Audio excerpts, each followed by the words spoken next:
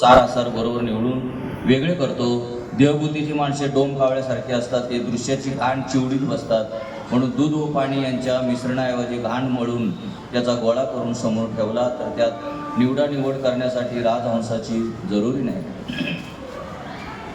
घाणीमध्ये निवडानिवड करण्यामध्ये डोम कावळे मोठे प्रवीण असतात. पिंडाप्रमाणे ब्रह्मांडाची रचना आहे अशी कल्पना करायची आणि आपल्या मनाची तशी ती बोलून दाखवायची अशी पद्धत दिसते. आपण बोलतो त्यास पुरावा कोणता आणि त्याचा अनुभव घ्यायचा कसा हे कोणीच सांगत नाही. आता बघा, कोर्टामध्ये जे काही विषय चालतात त्याला काय लागतो? पुरावा लागतो. तिथं पुरावा लागतो आणि इथं काय पुराव्याची गरज नाही का? म्हणजे पुरावा पाहिजे. म्हणून जे पिंडी ते ब्रह्मांड हा सगळा अनुमानाचा खेळ आहे. हे जे भरमसाठ कल्पनेचे जंगल आहे. चांगल्या माणसाने अशा अरण्यात शिरू नये, चोरांनी त्यात संचार करावा. बघा, म्हणजे सांगितलं ना, पिंडी म्हणजे पिंडी तेच ब्रह्मांडी हा सगळा काय अनुमानाचा खेळ आहे. म्हणजे अनुमान केलेले आहे, ते काय वास्तव नाही आहे. बघा, आपण ज्या देवतांना मानतो त्या देखील अशा काल्पनिक आहेत. अलग लक्षात काय काल्पनिक. आणि मग कुणाकुणाच्या देवदेवता कसे आहेत? कोण म्हणतो माझा मल्हार, कोण म्हणतो काय काय अजून काय काय नाव, चंडिका, अमुक तमुक. आता याचं काय सांगितलं? आपण ज्या देवतांना मानतो त्या देखील अशा काल्पनिक आहेत. आणि आता काल्पनिक देवतांचं जर आपण उपासना केली तर ते आपल्याला कधी पावतील? कल्पनेमधून काय प्राप्त होणार आहे? कल्पनाच प्राप्त होणार, दुसरं काय होणार?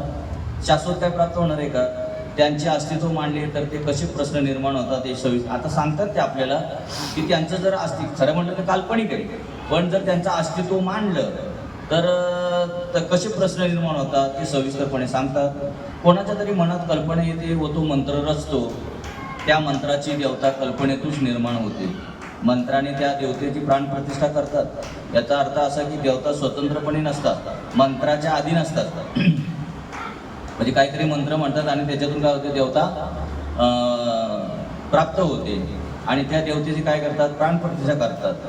आणि देवता स्वतंत्रपणे नसतात, कारण मंत्राच्या अधीन असतात. मंत्र म्हटल्यावर त्या काय होतात? त्या उगवतात. या गोष्टी स्पष्टपणे बोलण्याच्या नसतात, मनातल्या मनात त्या ओळखून असाव्या. शास्त्री काय किंवा कोणी विद्वान काय, त्यांचे बोलणे खरे खोटे निवडून घ्यावे. चालण्यावरून माणूस आंधळा आहे हे शहाणी माणसं ओळखतात, त्याचप्रमाणे बोलणे अनुभवाचे आहे किंवा नाही हे ओळखून ते प्रमाण मानावे.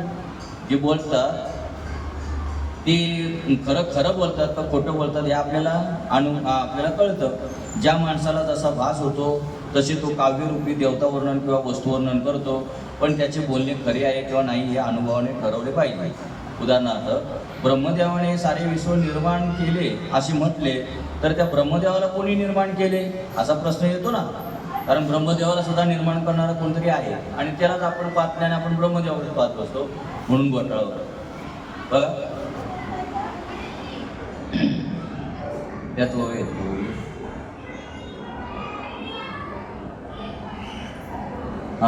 ब्रह्म्याने सकळ निर्मिले, ब्रह्म्यास कोणी निर्माण केले? विष्णूने विश्व पाळले, विष्णूस पाळिता कवणू. रुद्र विष्णू सहार करता, परी कोण रुद्रास संवारिता. कोण काळाचा नियंता कळला पाहिजे, याचा कळेना विचार तो अवघा अंधकार. म्हणून या सारासार विचार करणे. बघा, ब्रह्मदेवाने सारे विश्व निर्माण केले असे म्हटले तर त्या ब्रह्मदेवाला कोणी निर्माण केले असा प्रश्न येतो. विष्णू विश्वाचा सांभाळ करतो असे म्हटले तर त्या विष्णूला कोण सांभाळतो हा प्रश्न येतो. बरोबर आहे ना, त्याला कोणतरी सांभाळणारा असणारच ना. रुद्र किंवा शंकर विश्वाचा सार करतो असे म्हटले तर त्या रुद्राचा सार कोण करतो हा प्रश्न येतो. काळ सगळ्याचे नियमन करतो असे म्हटले तर त्या काळाचा नियंता कोण असा प्रश्न येतो. या प्रश्नांची उत्तरे देता येत नाहीत तोपर्यंत संपूर्ण अज्ञानाचा अंधार आहे हे ओळखून राहावे. या कारणासाठी आत्मा अनात्म विचार करावा लागतो. म्हणजे आत्मा अनात्म म्हणजे आत्मा काय आणि अनात्म काय. यानंतर जे पिंडीतील ब्रह्मांड हे खरे आहे असे मानण्यामध्ये ज्या अडचणी येतात त्याचे वर्णन आहे.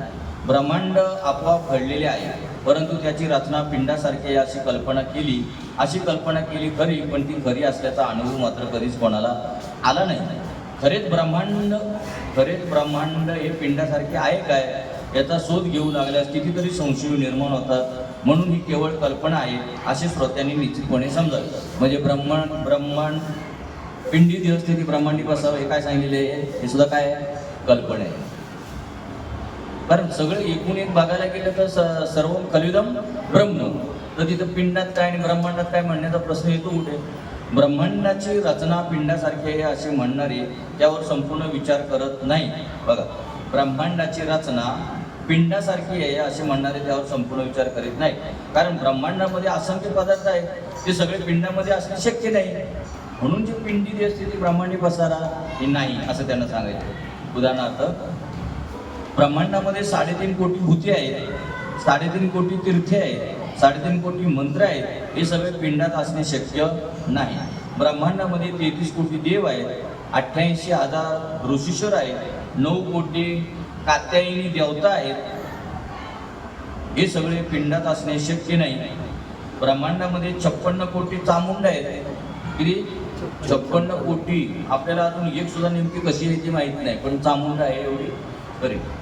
अक्षरशः कोट्यवधी जीव आहेत, 84 लाख योनीमधील प्राण्यांची नुसती गर्दी आहे, हे सगळे पिंडात असणे शक्य नाही. वेगवेगळ्या आकाराचे, आता हे ते काय म्हणते त्यांना का सांगायचं, काही जणांनी शब्दशः अर्थ घेतला, बरोबर. मग शब्दशः अर्थ घेऊन जर हे सगळं ब्रह्मांड आहे तर पिंडात राहील का, असं त्यांचं म्हणणं आहे. पण हे खोटं पण नाही आहे. जे पिंडी देवस्थिती ब्रह्मांडी पसारा ते अध्यात्माच्या दृष्टीने म्हटलेले, आणि हे व्यवहाराच्या दृष्टीने बोलतात की जे ब्रह्मांडामध्ये ते पिंडात राहील कसं, असं नंतर ते सांगतील की बाबा कसं काय पिंडी देवस्थिती ब्रह्मांडी पसारा. वेगवेगळ्या आकाराचे वेगवेगळे कितीतरी पदार्थ ब्रह्मांडात निर्माण झालेले आहेत, ते सगळे पिंडामध्ये आहेत असे दाखवता येणे शक्य नाही. असंख्य वनस्पती आहेत, तशी असंख्य प्रकारची रसाळ फळे आहेत, नाना प्रकारची बीजे आणि नाना प्रकारचे धान्य आहेत, ही सगळी पिंडामध्ये दाखवता येणे शक्य नाही. अशा रीतीने हे सांगता सांगता संपणार नाही. म्हणून पिंड ब्रह्मांडाची रचना एकसारखी आहे असे उगीच बोलू नये. आपण जे बोलतो ते तर्काने खरे ठरणारे नसेल तर लाजीरवाणे समजावे. पिंड आणि ब्रह्मांड यांची रचना समान आहे हे दाखवता येत नसता फुकट बोलायला काय लागते, प्रश्नचिन्ह आहे. बघा, पिंड आणि ब्रह्मांड यांची रचना समान आहे हे दाखवता येत नसता फुकट बोलायला काय लागतं. तुम्ही जर म्हणता पिंड आणि ब्रह्मांड यांची रचना समान आहे तर मग दाखवा ना, असं त्यांचं म्हणणं. बोलायला काय फुकट. म्हणून या बाबतीत उगीच कल्पना करण्याचा अर्थ नाही. इतके सांगून झाल्यावर शेवटी जे पिंडीचे ब्रह्मांडी याचा खरा अर्थ सांगतात व त्याचे मनाचे समाधान होते. बघा, बघा बोला, म्हणजे हे व्यावहारिक झालं. आणि आता ते खरा अर्थ सांगणार आहेत पिंडी देवस्थिती ब्रह्मांड. कारण काय माहिती आहे का, त्यांना हे का सांगावं लागतं, कारण आपली दृष्टी कशावर असते, सहजासहजी कशावर असते, आकारावर. त्यामुळे त्यांना ते सांगावं. जर आकाराने जर तुम्ही बघितलं तर तुम्हाला पिंडाचा ब्रह्मांडाचा समानता सांगता येणार नाही. म्हणून आता ते आध्यात्मिक दृष्टी तत्वज्ञानाच्या दृष्टीने सांगतात. इतके सांगून झाल्यावर शेवटी जे पिंडीतील ब्रह्मांड याचा खरा अर्थ सांगतात व त्याचे मनाचे समाधान होते. हे सारे विश्व पण 5 महाभूतांचे बनलेले आहे. पिंड देखील त्यात 5 महाभूतांचा बनलेला आहे. याचा साक्षात रोकडा अनुभव कोणीही घ्यावा. कसं पिंडी देवस्थिती ब्रह्मांडी पसारा म्हणजे सारं जे विश्व आहे संपूर्ण ते कशाने बनलेले आहे, पंचमहाभूतांनी. आणि पिंड देखील त्यात कसा बनलेला आहे, पंचमहाभूत. हा पिंड पंचमहाभूतांचा, आणि बाहेरचे जेवढे पिंड आहेत ते सुद्धा पंचमहाभूत. या दृष्टिकोनातून पिंडी देवस्थिती ब्रह्मांडी पसारा म्हणजे जे माझ्यात आहे, समजा या प्रकृती आहे तेच सगळ्यांच्या प्रकृती, असा त्याचा अर्थ आहे. म्हणून शब्दाच्या अर्थाने कुठल्या ह्या गोष्टी कळणार नाहीत आपल्याला. विश्व जसे पंचमहाभूतांचे विणलेले आहे, अगदी तसे पिंड किंवा देह पंचभूतांचा विणलेला आहे. हा प्रत्यक्ष अनुभव आहे. या व्यतिरिक्त आणखी बोलणे ते सगळे भ्रमसाट कल्पनेचे ज्ञान समजावे. ज्याला अनुभवाचे अधिष्ठान नाही असे केवळ अनुमानाचे आणि कल्पनेचे ज्ञान वकारीप्रमाणे किळसवाने समजून बाजूस सारावे. अनुभवाचे बोलणे केव्हाही निश्चयात्मक असेल, म्हणजे अनुभवाचं ज्ञान नाही आणि नुसतं अनुमानाने बोलतात तर ते कसं समजायचं, वकारीसारखं. जी पिंडी आहे ते ब्रह्मांडी आहे या वाचनाचा अनुभव असा रोकडा घेता येतो. पिंडात काय आणि ब्रह्मांडात काय दोन्हीमध्ये पंचभूतांची गडबड चालू आहे, त्यांचा खटाटोप आढळतो. म्हणून ब्रह्मांडामध्ये स्थाने आणि इतर गोष्टी पिंडामध्ये म्हणजे देहामध्ये पाहण्याचा प्रयत्न करणे हा केवळ कल्पनेचा खेळ आहे, तो खरा नाही. खरे समाधान कसे असते त्याचा विचार आता करू. तो पुढे गुणनिरूपण समास 5वा. जाणीवेतून या समासामध्ये श्री समर्थांनी वेदांतदृष्ट्या आणि साधनदृष्ट्या एक फारच मौल्यवान गोष्ट सांगितली आहे. आता गुणाचं निरूपण करतात, जसं निर्गुण आणि गुण. नाही, इथे निर्गुण आणि सगुण नाही, गुण, जसं सत्वगुण, रजोगुण, तमोगुण. या समासामध्ये श्री समर्थांनी वेदांतदृष्ट्या आणि साधनदृष्ट्या एक फारच मौल्यवान गोष्ट सांगितली आहे. ती अशी की या संबंध चराचर विश्वाला जाणीव व्यापून आहे. सचेतन म्हणजे जिवंत प्राण्यामध्ये जाणीव आढळते, यात नवल नाही. बघा, सचेतन म्हणजे जिवंत प्राण्यामध्ये जाणीव आढळते, यात काही नवल नाही. परंतु अचेतन वस्तूमध्ये देखील जाणीव असते, असा वेदांतांचा सिद्धांत आहे. म्हणजे चालत्या बोलत्या समजा आहेत, सचेतन आहेत, त्यांच्यामध्ये जाणीव आढळते, यात काही नवल नाही. पण जे अचेतन आहे म्हणजे स्थिर आहे, त्यांच्यामध्ये सुद्धा ती जाणीव आहे. संतांचा अनुभव सुद्धा असाच आहे. किंबहुना विश्वात सगळीकडे व्यापून असणाऱ्या जाणीवेची संवेदना अनुभवाशी असे सूक्ष्म मन तयार करणे हा परमार्थ साधण्याचा प्राण आहे.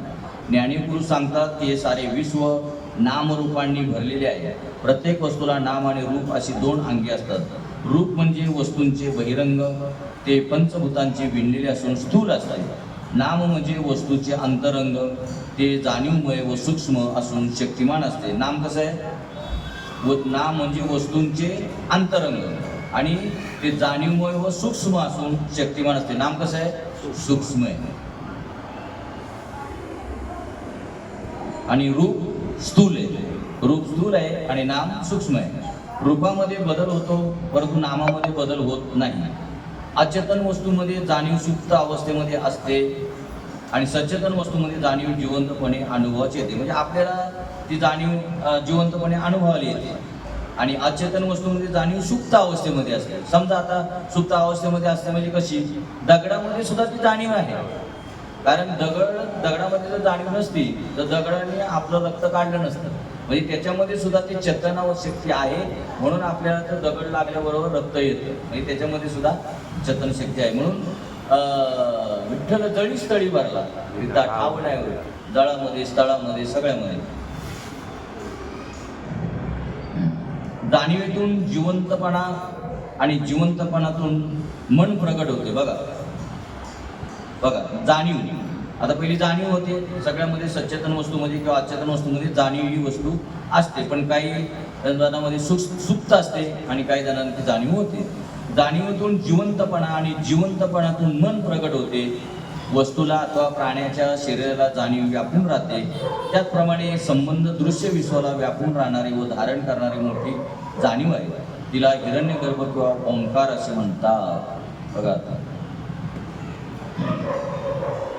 म्हणजे जी जाणीव होते, आता बघा इथं आता हवेची जाणीव होते ना, त्याच्यामुळे या साधनेमुळे. हे साधन आहे, पंखा काय साधन आहे आणि त्याच्यामुळे काय होतं? जाणीव होते. आता पंखा नसला जाणीव होईल का? नाही. मग जाणीव जर घ्यायची असेल त्याला काही ना काहीतरी साधन असावं लागतं. म्हणून आपल्याला ओंकार प्रणव उच्चार. तो ओम कशाचा उच्चार करतोय? तर प्रणवाचा, म्हणजे त्या हवेचा, त्या वाऱ्याचा काय करतो? उच्चार करतो. बघा, तिला हिरण्यगर्भ किंवा ओंकार असे म्हणतात. ऋग्वेदामध्ये असा मंत्र आहे, हिरण्यगर्भ हा सम वर्तताग्रे भूतस्य जातः पतिरेक आशित. अर्थ, विश्व उत्पन्न होण्यापूर्वी हिरण्यगर्भ एकटाच होता, तोच सगळ्या विश्वाचा स्वामी आहे. मांडुक्य उपनिषद सांगते की जो ओम इति एक अक्षरम इदम सर्वम. अर्थ, ओम ही अक्षरच हे सर्व विश्व आहे. ओम मध्ये जे काय सगळं विश्व आहे आणि ओम अक्षर हे सर्व काय आहे? विश्व आहे. आपण त्यात विश्वमन असे नाव देऊ. या समासामध्ये म्हणजे हे अनुमान काढले बरं, असे नाव देऊ म्हणजे अनुमान सांगितले. आपण त्यास विश्वमन असे नाव देऊ. या समासामध्ये श्री समर्थांनी विश्वमनाचे वर्णन केले आहे. साधनाने साधकाची जाणीव देहाच्या बाहेर पसरते, ती सूक्ष्म बनत जाते आणि सर्व जीवांच्या जाणीवेशी समरस होऊ शकते. अशा रीतीने माणसाच्या जीवाला व्यापकपणा येऊन अखेर तो महान आत्मा म्हणजे महात्मा होतो. बघा, आता आपण ज्याला मला ओम असा उच्चार करतो त्यावेळेला बाहेरचा जो ओम आहे म्हणजे ओंकार आहे, प्रणव आहे, तो काय करतो? आपण त्याच्यामध्ये घेतो ओम. आणि सोडताना परत या विश्वामध्ये सोडून देतो. म्हणून पिंडी देहस्थिती ब्रह्मांडी पसारा, जे आपल्या आतमध्ये आहे ते बाहेर आहे. सचेतनात आणि सचेतनात जाणीव इंद्रिय गोचर होते, तर अचेतनात ती इंद्रियांना दिसत नाही. सचेतन प्राण्यांपैकी माणसामध्ये जाणीवेचे पुष्कळ निर्मळ स्वरूप नजरेस पडते. ब्रह्मस्वरूप आकाशासारखे आहे. आकाशात आकार नाही तसा ब्रह्मास पण आकार नाही. आकाशाला आकार आहे का? बरं, आता जिथं टेकलेलं दिसतं ते काय आहे? त्याला क्षितिज म्हणतात. पण ते टेकल्यासारखं दिसतं पण टेकलेलं नसतं. आकाशास आकार नाही तसा ब्रह्मास पण आकार नाही. म्हणून कधी कधी आकाशाची उपमा दिलेली आहे. कुणाला? निराकार भगवंताला आकाशाची उपमा दिलेली आहे. आकाशात आकार नाही तसा ब्रह्मास पण आकार नाही. निराकार आणि निर्विकार आकाशामध्ये वायूची लहर येते, त्याचप्रमाणे निर्विकार परब्रह्मामध्ये मूळ माया उदय पावते.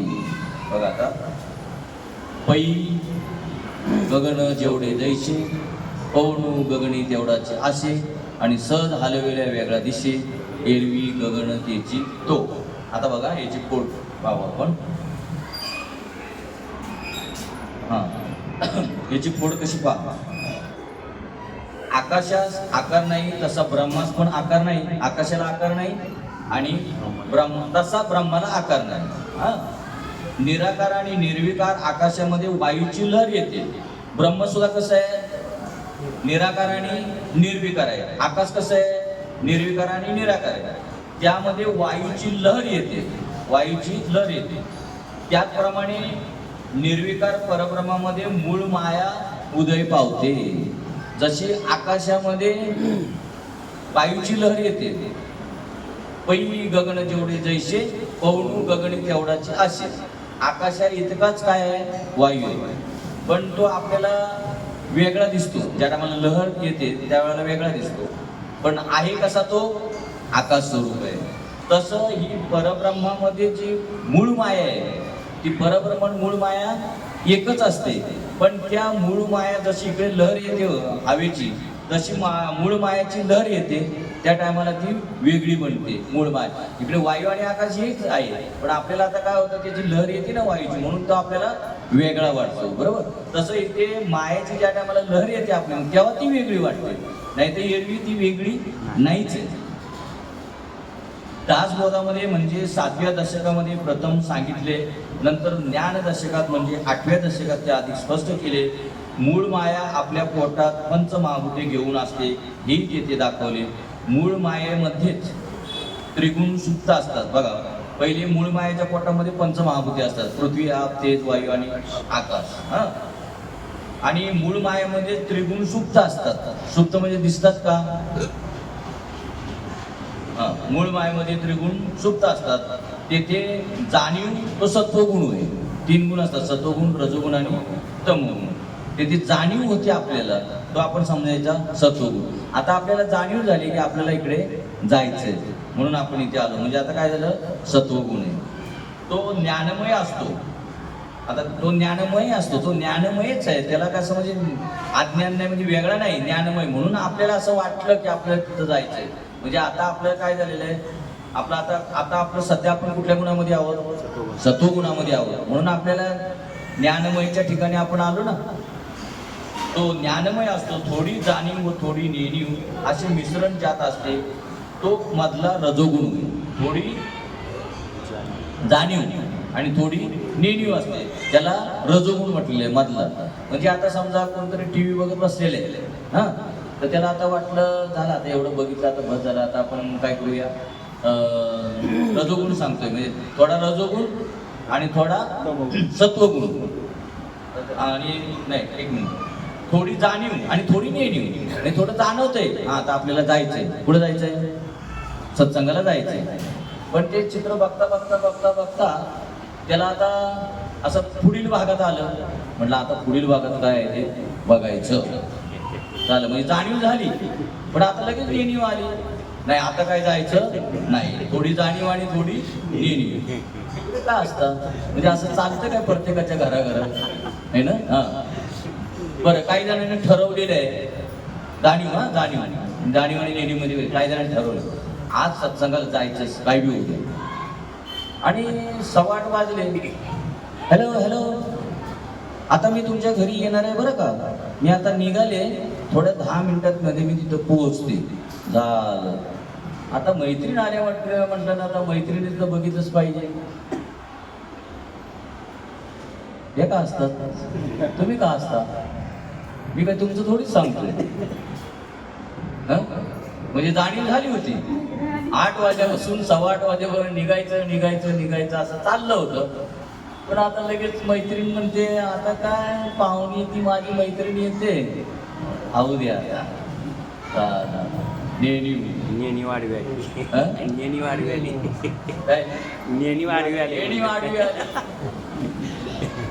हे असंच होतं, असंच चाललंय आपलं. जायचं येतं आडवं काय ना काहीतरी. या आडवं येतं, आपलं कर्म आडवं येतं, हे कर्माच्या रूपाने येतात. पण आपण जर ठरवलं जाऊ द्या काय बी होऊ द्या पण जायचंच, तर नाही जाणार म्हणून तिथे मैत्रिणीला सांगायचं, तुला यायचं असलं ना चल आमच्या बरोबर, तिकडे असं असं चाललेलं आहे, भगवंताचं नामस्मरण चालू आहे, चिंतन चालू आहे, जाऊया तिकडे. ते नाही म्हणा, मग ये, मग काय काय बनवायचं तुला, आता काय काय करायचं, चाय बनवायचा का, चाय पिणार का, नाही मग आता जेवूनच जा. झालं, गेला वेळ तुझं, सगळं संपला. नेणीव आडवी आली. थोडी जाणीव व थोडी नेणीव असे मिश्रण ज्यात असते तो मधला रजोगुण होय. आणि रजोगुणात ज्ञान व अज्ञान यांचे मिश्रण असते. रजोगुणामध्ये काय आहे, ज्ञान आणि अज्ञान यांचे मिश्रण असते. आणि नेणीव तो तमोगुण होय, तमोगुण अज्ञानमय असतो.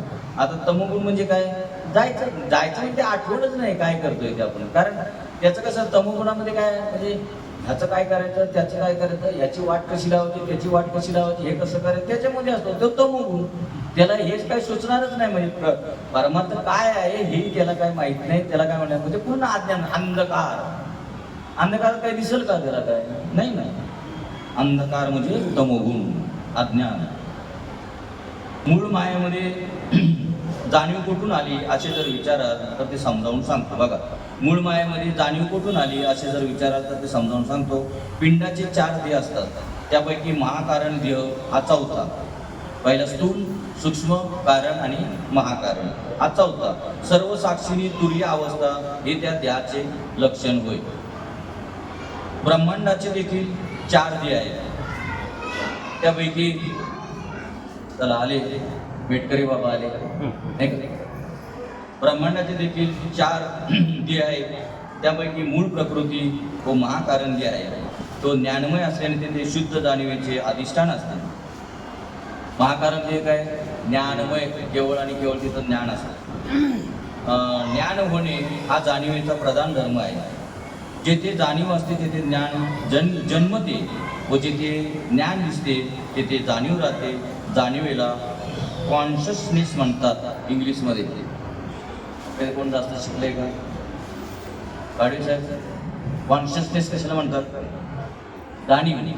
जाणीवेला कॉन्शियसनेस म्हणतात. मूळ मायाच्या पोटात सत्व, रज, तम हे 3 गुण गुप्तपणे वास करतात. गुणमाया प्रकट झाली की या 3 गुणांची साम्यावस्था भंगते, मग ते व्यक्त दशेला येतात. म्हणून गुणक्षोभिनी त्रिगुणांना व्यक्त दशेला आणणारी संधी आहे असे शहाण्यांनी ओळखावे. धान्याचे कणीस प्रथम बंद असते, त्यामध्ये दाणे भरलेले असतात. कणीस पिकले की सगळे उकलते, त्यामध्ये दाणे मोकळे होतात. त्याचप्रमाणे मूळ माया आरंभी 3 गुणांना पोटात घेऊन असते. पुढे गुण माया प्रगट होते, मग तिच्यामधून अगदी सहजपणे 3 गुण बाहेर पडतात. ते व्यक्त दशेला येतात, सुप्त असतात. 3 गुण असतात ते मूळ मायेच्या पोटामध्ये सुप्त असतात. मूळ माया वायुस्वरूप म्हणजे शक्तिरूप असते. मूळ माया कशी आहे? वायुस्वरूप आहे, म्हणून तर आपल्याला दिसत नाही. दिसत असते डॉक्टर गेलो असतो की सांगितलं असतं ही जी माया आहे ना ती मला खूप त्रास देते, तिचं ऑपरेशन करून टाका, नाही का? किती सोपं झालं असतं. परमार्थ करायची काही गरजच लागली नसती, पण नाही ना, दिसत नाही ना ती. मूळ माया वायुस्वरूप म्हणजे शक्तिरूप असते. आता गुणक्षोभिनीचे रूप सांगतो. मूळ मायामध्ये थोडासा गुणांचा विकार आढळला की तिला गुणक्षोभिनी म्हणतात. नंतर तिच्यामध्ये सत्व रज तम यांच्या मिश्रणाने विश्व निर्माण होण्याची क्रिया सहजपणे चालते. हे विश्व निर्माण कोण करतं? ती मूळ माया. पण मूळ माया कोणाच्या सानिध्यात करते? सत्वगुण, रजोगुण आणि तमोगुण. त्यामध्ये प्रथम 3.5 मंत्राचा ओंकार प्रगट झाला. बघा आता ही जी माया ते विश्व निर्माण करता वेळी त्याच्यामधून काय झालं? प्रथम 3.5 मंत्राचा ओंकार प्रगट झाला. 3.5 मंत्राचा म्हणजे काय? अ उ म आणि वरती जो आकार असतो चंद्रासारखा तो अर्धा, म्हणून 3.5 मात्रांचा ओंकार प्रगट झाला. यासच हिरण्यगर्भ किंवा शब्द ब्रह्म किंवा लोगॉस म्हणतात. बघा इंग्लिशमध्ये सांगितले काय? यासच हिरण्यगर्भ किंवा शब्द ब्रह्म, जो ओंकार आहे ना त्याला हिरण्यगर्भ किंवा शब्द ब्रह्म किंवा लोगॉस म्हणतात. संतांचे नाम हेच होय. बघा ओंकार. म्हणून नाथ महाराज म्हणतात भागवतामध्ये की ज्या नामामध्ये ओम नाही ते नाम नाहीच, ते नाथ महाराज म्हणतात.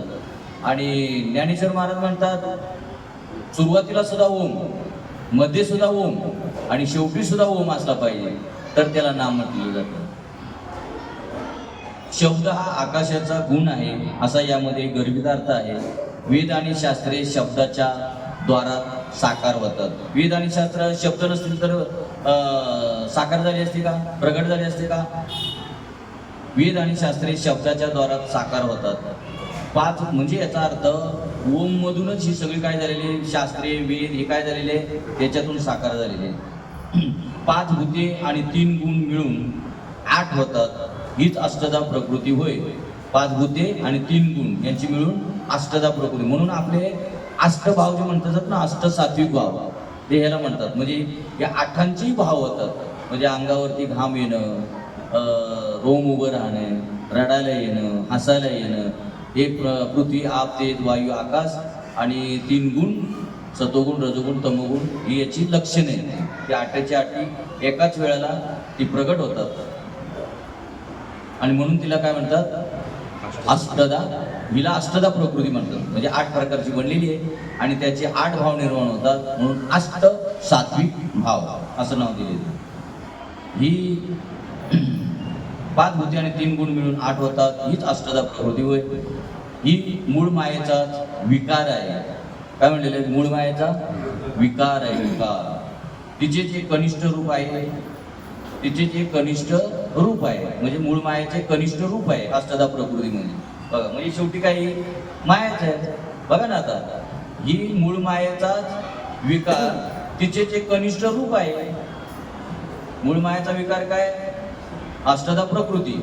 आणि अष्टधा प्रकृती ही मूळ मायेची काय आहे? तेच कनिष्ठ रूप आहे त्याचं, म्हणजे खालच्या दर्जाचे रूप आहे म्हणजे ही प्रकृती. ज्ञान व अज्ञान यांचा विचार करण्याचा प्रसंग मूळ मायेमुळेच येतो. परब्रह्माच्या ठिकाणी केवलपणा असतो. बघा आपल्याला ज्ञान अज्ञान यांचा जो आपण हे करत असतो प्रसंग येतो तो म्हणजे मूळ मायेमुळेच येतो. आणि तिथं जर मूळ माया नसेल, केवळ परब्रह्म असेल तर तिथे ह्या गोष्टी येत नाही. बघा परब्रह्माच्या ठिकाणी केवलपणा असतो, ते नुसते असते. म्हणजे तिथे काय? परब्रह्म केवळ असते. ते मी आहे हे सुद्धा तिथे चालत नाही. आम ब्रह्मास्मी सुद्धा तिथे चालत नाही. तत्वमसी तिथे चालत नाही. त्याला म्हणलेलं ते नुसते असते. म्हणजे हे सगळं काय केलं पाहिजे? ज्ञान आणि अज्ञान दोन्ही गेलं पाहिजे. लक्षात घ्या. ज्ञान आणि अज्ञान घालवण्यासाठी ज्ञान घेतलं म्हणजे त्याचा आपण काय केलं? आधार घेतलाय. मग आता परत ज्ञानाला पण ठेवायचं का? आधार ठेवायचा का? आधारही घालायचा नाही. आपण स्वयंभू चालायचंय. बघा एक उदाहरण सांगतो तुम्हाला. ज्ञानही गेलं पाहिजे आणि अज्ञानही गेलं पाहिजे आणि ज्ञानही गेलं पाहिजे. पूर्वी गावच्या ठिकाणी चुली असायच्या. चुली ते फुकायला ती फुंकणी असायची ना, फुंकणी. हा ते फुंकणीमध्ये लहान मुलांनी खेळता त्याच्यामध्ये चिंदी टाकतात. आता चिंदी टाकली ती जर आता ती फुकण्याच्या लायकीची राहिली का? नाही. मग आता ते काय केलं? घरची तिची आई आली, तिने काय करावं? ती चिंदी काढण्यासाठी त्याच्यामध्ये लाकूड टाकतात. चिंदी निघाली, आता लाकूड अडकलं. आता ही कामाची आहे का ती? येते ना माझं लक्ष येते ना तुमच्या? पहिलं काय ती चिंधी म्हणजे अज्ञान, बरोबर. आणि ते अज्ञान घालवण्यासाठी ज्ञान घेतलं, काय काठी घेतली. आता हे किती सोपं आहे समजण्यासाठी, आपल्या ज्ञान अज्ञान कसं घालवायचं. तर ती जी आतमध्ये चिंधी होती ती काढण्यासाठी ज्ञान घेतलं, म्हणजे काय काठी घेतली. आता बरं ज्ञान घेतलं पण आता ते अडकलं त्याच्यात, मग तरी पण फुकणी आपण वाजवू शकतो का? त्याची हवा बाहेर येऊ शकते का? नाही. मग शेवटी आता काय करायला पाहिजे, ती काठी काढली पाहिजे. तसं ज्ञानही गेलं पाहिजे, आज्ञानही गेलं पाहिजे, आणि मग तेव्हा त्या ब्रह्माचा उपयोग होणार. तेव्हा ते ब्रह्म त्याच्यातली ती चिंधी गेली पाहिजे.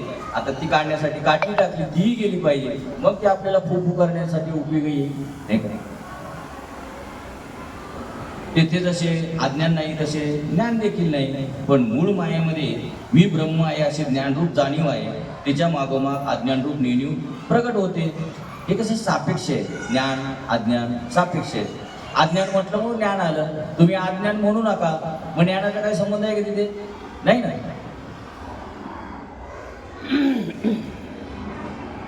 जर मूळ माया नसती तर परब्रह्माला स्वतःची ज्ञानरूप जाणीव झाली नसती.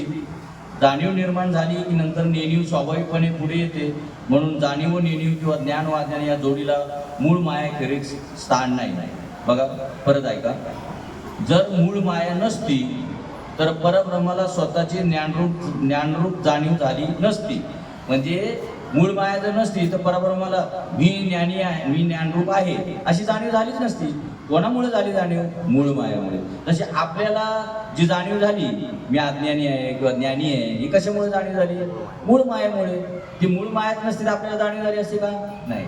मूळ मायात नसती तर परब्रह्माला जाणीव झाली असते का मी ज्ञानरूप आहे म्हणून? म्हणजे तेही घालवलं पाहिजे, ज्ञानरूप आहे म्हणून. जाणीव निर्माण झाली की नंतर नेणीव स्वाभाविकपणे पुढे येते. आता जाणीव निर्माण झाली मी ब्रह्म आहे, मग स्वाभाविकच नेणीवपणा आला तिथे. जाणीव नेणीव म्हणून दोन्ही नाही, जाणीवही नाही आणि जाणीव नेणीव भगवंती नाही. म्हणून जाणीव नेणीव किंवा ज्ञान व अज्ञान या जोडीला मूळ मायेखेरीज स्थान नाही. मूळ मायेमुळे काय झालं, जाणीव नेणीव हे शब्द आले, ज्ञान अज्ञान आले. जर मूळ माया नसेल तिथे तर दोन्ही शब्द बाद होतात आणि परब्रह्मच तेवढं शिल्लक राहतं. साधू बोध झाला नुरुनिया ठेला, ठाईचं मुराला अनुभव, कापुराची वाती उजळल्या ज्योती आणि आईचं समाप्ती झाली नाही ना. साधू बोध झाला नुरुनिया ठेला, आईचं बरोबर आहे, ठाईचं मुराला आईचं समाप्ती झाली त्याची. हा, ठाईची समाप्ती झाली त्याची. आता तिथे कापुराचे असं आहे का? पुढं काय आहे? कापुराची उजळल्या ज्योती ठाई आईचं समाप्ती झाली त्याची असं आहे.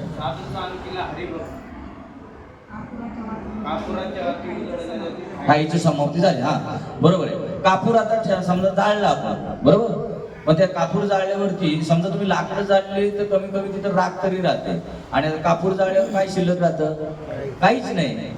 तसं एकदा ब्रह्म मी आहे असं जर कळालं तर तिथं आता जाणीवही नाही आणि तिथे नेणीवही नाही. कापुराच्या ठिकाणी आता काहीच शिल्लक नाही. कापूर जळून गेला म्हणजे कापूरपणाला मुकला, बरोबर. आणि आता तिथे काही शिल्लक पण नाही राहिले. काय कापुराचं काही शिल्लक तिथे काय आपल्याला मुठभर अशी राग दाखवता येते का? नाही. जेथे मुळीच हालचाल नाही तिथे जाणीवेचे अस्तित्व आहे असं म्हणता येत नाही. जिथं हालचालच नाही तिथं जाणीव कसं काय म्हणता येईल? म्हणून जाणीव हा वायूचा गुण निश्चितपणे समजावा. मग ही जाणीव कोणामुळे आली? तर वायूमुळे. कसं झाली जाणीव? बघा, जाणीव हा वायूचा गुण निश्चितपणे समजावा. समुद्र शांत आहे, समुद्र शांत आहे. बघा बरं का, या दृष्टांतावर तुम्हाला कळेल. मग आता जे समुद्रावरती लाटा यायला लागल्या ते कशामुळे यायला लागल्या? वायूमुळे. आणि वायू नसेल त्या टायमाला शांत असतं. तसं ब्रह्म शांत आहे, पण त्या मला मूळ मायाची जर जाणीव झाली तर ते मग काय होतं? मी ब्रह्म आहे का, मी ज्ञानी आहे, मी अज्ञानी आहे, हे कशामुळे होतं? मायेमुळे, मूळ मायेमुळे. ती नसेल तर ब्रह्म कसं आहे? स्थिर आहे, शांत आहे.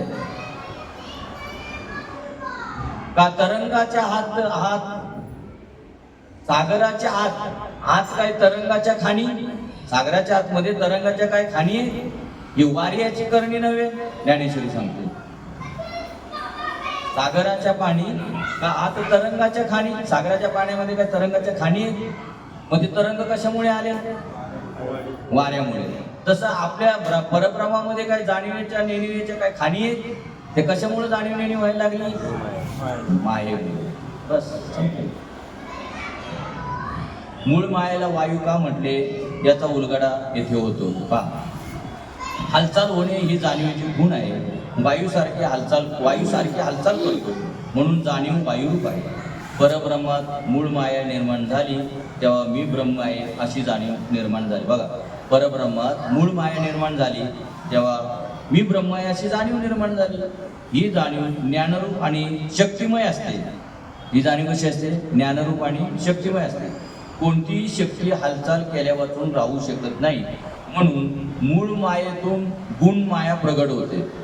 मूळ मायेतून काय झालं? पहिली मूळ माया निर्माण झाली आणि मूळ मायातून गुण माया प्रगट होते. म्हणजे मूळ मायातून वायू तयार झाला, तसं इथं मूळ मायातून गुण माया प्रगट होते आणि मग तिच्यामधून त्रिगुणांच्या पायावर सारे दृश्य विश्व आकारते. बघा, मूळ मायातून गुण माया प्रगट होते. गुण म्हणजे हा या गुणाचा आहे, तो त्या गुणाचा आहे, तो असा आहे, तो तसा आहे. हे कशातून प्रगट झालं? मूळ मायातून. आणि मग तिच्यामधून त्रिगुणांच्या पायावर सारे विश्व आकारले जाते. मग आपण सत्वगुण, रजोगुण, तमोगुण हे कसं त्यांच्या हालचालीवरून, त्यांच्या वागण्यावरून, त्यांच्या बोलण्यावरून आपण समजतो की नाही की हा कुठल्या गुणामधला आहे, तो कुठल्या गुणामधला आहे, त्यांच्या हालचालीवरून समजतो. या दृष्टीने मूळ माया वायुरूप म्हटली जाते. एकापासून एक झाले असे सांगितल्यापासून विश्व कसे निर्माण झाले हे आपल्याला बोलता येत नाही. खरे म्हणजे 3 गुण आणि पंचभूते दोन्ही मूळ मायेमध्ये एकमेकांमध्ये मिसळलेली आहे. याचा अर्थ असा की आपण देहबुद्धीने विचार करणारी माणसे आहोत. आपली बुद्धी काय असं म्हणावं, आपण देहबुद्धीने विचार करणारी माणसे आहोत. कारण बाकीच्यांना काय आलेलं आहे? बुद्धीच दिलेली नाही, त्यामुळे त्यांचा इथे विचार केलेला नाही. आपण देवबुद्धीने विचार करणारी माणसे आहोत. आपली बुद्धी स्थल कालाच्या मर्यादित वावरते. आधी आणि नंतर, येथे आणि तेथे, कारण आणि कार्य या 3 मोजमापाखेरीज आपण घटनांचा विचार करू शकत नाही. केवळ दृश्य घटनांचा विचार करीत असता स्थल काल निर्मित सार्थ ठरतात, परंतु सूक्ष्म, अतींद्रिय आणि स्थल कालातील घटनांचा विचार करीत असता कालानुक्रम लावणे बरोबर नाही. बघा, जिथे दृश्य घटनांचा विचार करत असता स्थळ आणि काळाचा विचार आपण करू शकतो दृश्य घटनाचा, आणि अदृश्य घटना जिथे घडत असते तिथे आपण स्थळ काळ म्हणू शकतो का? आपण नाही म्हणू शकतो. कारण ते कसे? ते अदृश्य, सूक्ष्म आहे, अतींद्रिय.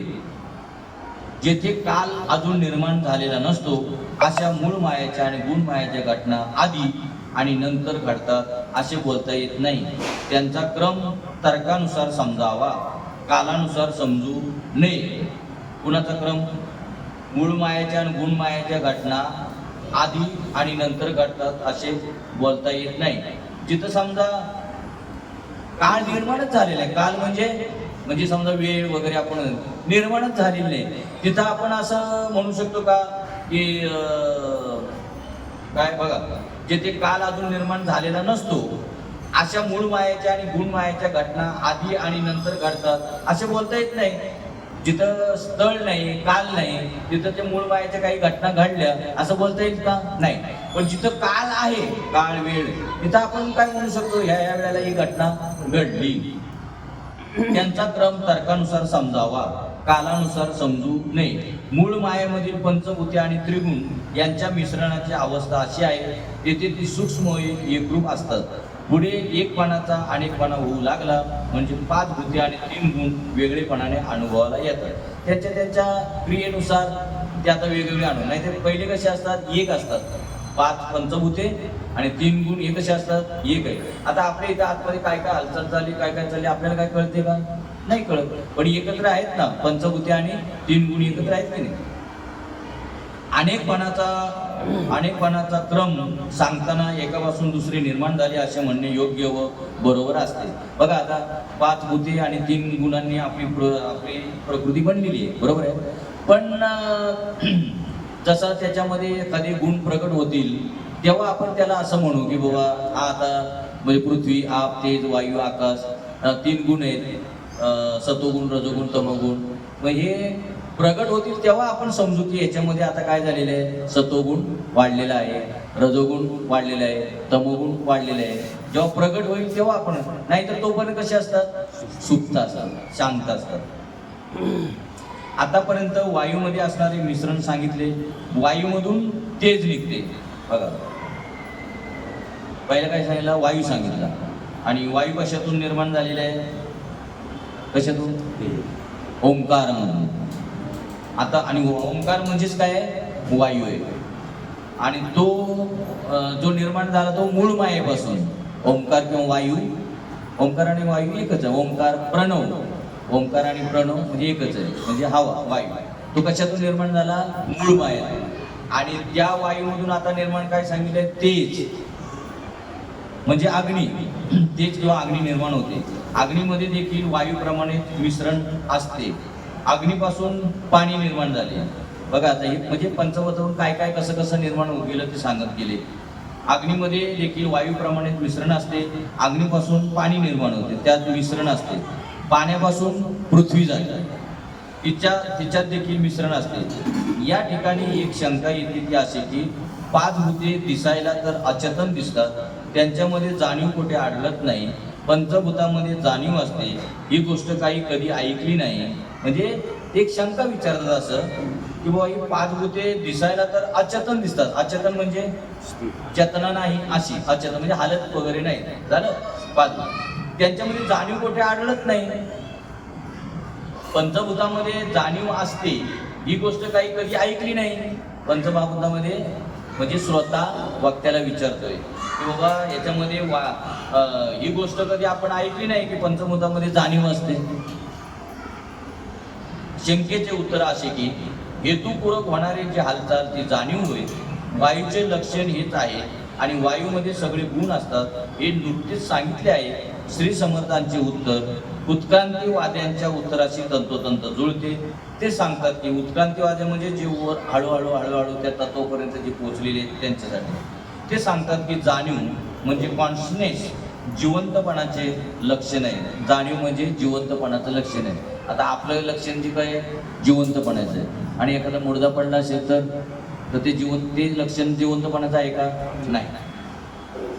म्हणजे त्याला जाणीव आहे का, नाही. पण ज्या अर्थी जाणीव आहे त्या अर्थी आपल्याला जिवंत आहोत आपण असं आपल्याला वाटतं.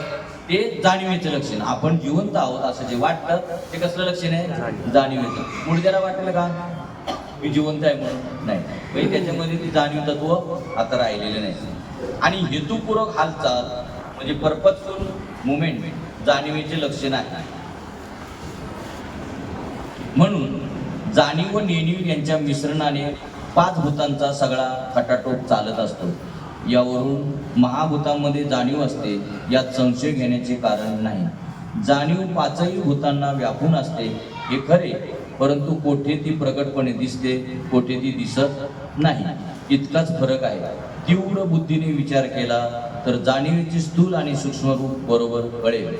5 भूते जेव्हा आकाराला आली तेव्हा दिसायला ती वेगळी दिसू लागली, पण ती एकमेकात मिसळलेली किंवा कालवलेली असतात. आता या आतमध्ये आपल्या आतमध्ये जी सगळी एकमेकामध्ये मिसळलेली आहेत नाही. पृथ्वी, आप म्हणजे पाणी पण आहे आपल्यामध्ये.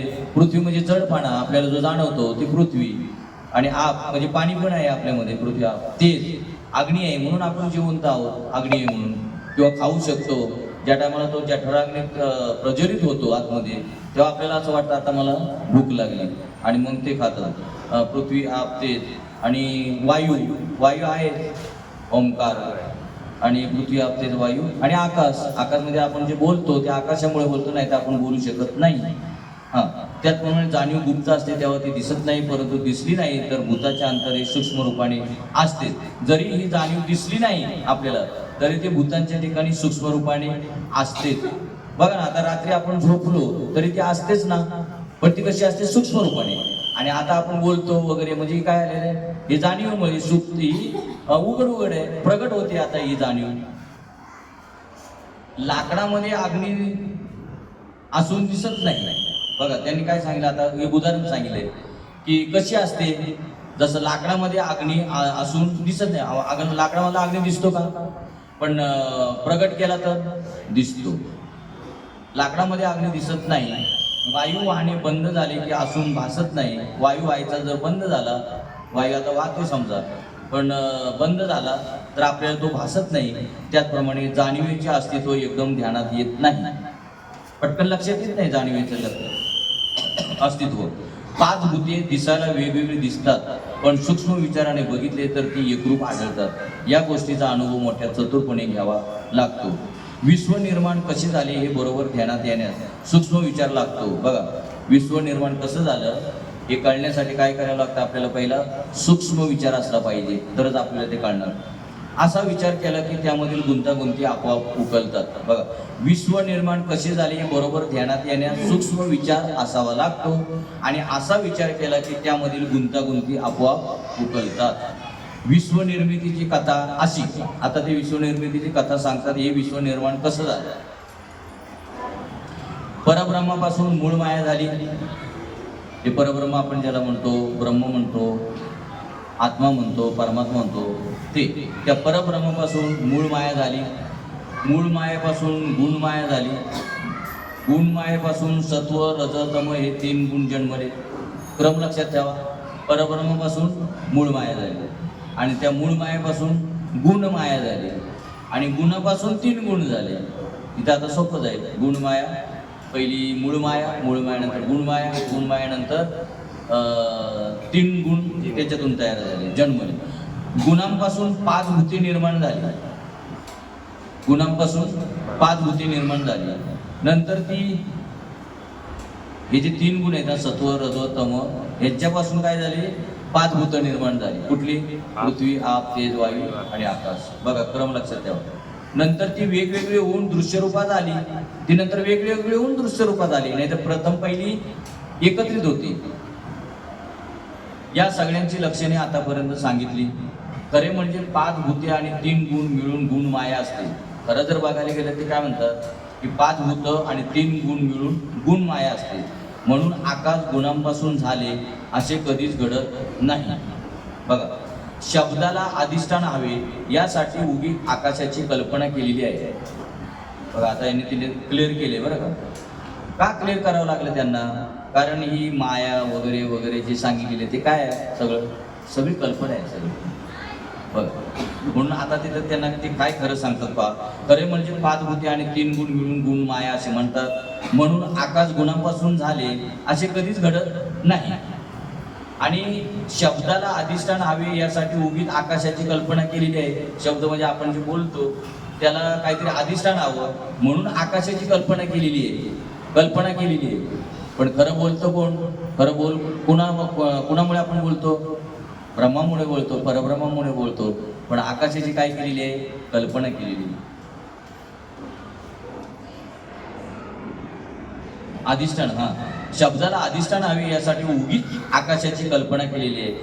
मग कल्पना का म्हटलेलं आहे?